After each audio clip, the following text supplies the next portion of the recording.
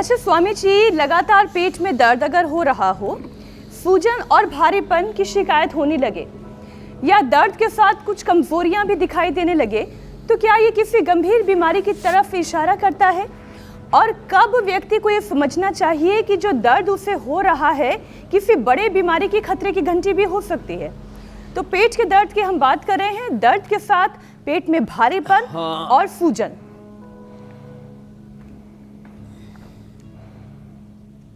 देखो, पिछले दिनों पेट के दर्द से एक बेटी की बेदर्दी के साथ मौत हमने देखी और उसने ज़्यादा फास्ट फूड, नूडल्स और तमाम तरह की चीज़ों को खाया था। अब ये बड़ा ख़तरनाक है। कई बार पेट में गैस बनती है, उससे दर्द होता है। कई बार गाल स्टोन, किडनी स्टोन के कारण से दर्द होता है। कई बार कब्ज लंबी रहेगी, उससे दर्द होता है। आँव मरोड़ा, उससे भी दर्द होता है। अब देखो, एक एक करके बताता हूँ। गैस हो तो गैसर चूर्ण ले लेना, नहीं तो घर में ही थोड़ी मेथी, थोड़ा सौंठ, थोड़ा सेंधा नमक, खाने का मीठा सोडा थोड़ा डाल करके दे देते हैं। ये सब पहले घरों में फांकी बना दिया करते, उससे दूर हो जाता। तो हमने गैसर रेडीमेड दे दिया है। आंतों में सूजन है तो खाली पेट कोलोग्रिट खाने के बाद कोटजारिस्ट, कोटज घनवटी, चित्रकादि वटी, उससे कोलाइटिस का दर्द दूर हो जाता है।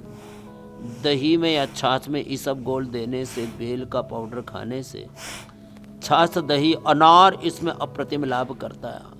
आंतों में सूजन होने से जो दर्द होता है, कोलाइटिस, IBS है, वो इससे दूर हो जाता है। अब यदि किडनी का है तो फिर तो लिथोम का भी या जो है असमरी हर क्वाथ, असमरी हर रस का प्रयोग, पत्थर चटा का प्रयोग करना पड़ेगा या कुल्थ की दाल का सेवन करना पड़ेगा। और मंडूकासन, योग मुद्रासन, ये पेट के दर्द के लिए बहुत अच्छे होते हैं। एक छोटी सी बात लंबे स्वामी समय जी, मैं तक इसमें कब्ज रहता है, पूछूं आंतें सूख गई, अंदर से कमजोर हो गई हैं, जैसे मल सूखने लगता नाभि है, तो त्रिफला या नाभि के शुद्धि आसपास चूर्ण अगर दर्द हो रहा है तो ये नाभ हटने का दर्द हो सकता है या ये गैस का दर्द हो सकता है, इसे कैसे समझें? और अगर किडनी के आसपास के इलाके में दर्द हो रहा है तो ये दर्द कौन सा हो सकता है? कुछ ज्यादा ही मैंने एकदम एक एक दर्द पर्टिकुलर करके पूछ लिया, लेकिन ये समझना जरूरी है। की तरफ दर्द हो रहा है, ये तो किडनी स्टोन का है। उसके लिए लिथोम, पत्थर चटा का, पाषाण भेद, वरुण छाल आदि का, कई पंच तृणमूल का कई बार प्रयोग बताया। मंडूकासन, योग मुद्रासन। अब देखो, आपने जो बात कही उसको भी साथ में सम्मिलित कर लेते हैं।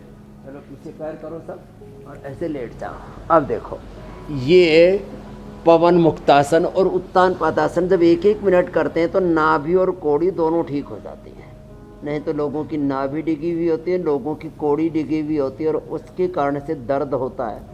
और इसके मापने के कई तरीके हैं। नाभि से और स्तन की दूरी जैसे मापते हैं तो एक एक 1.5 इंच का फासला मिलता है, उससे भी पता लगता है कि कुछ गड़बड़ी हो गई है।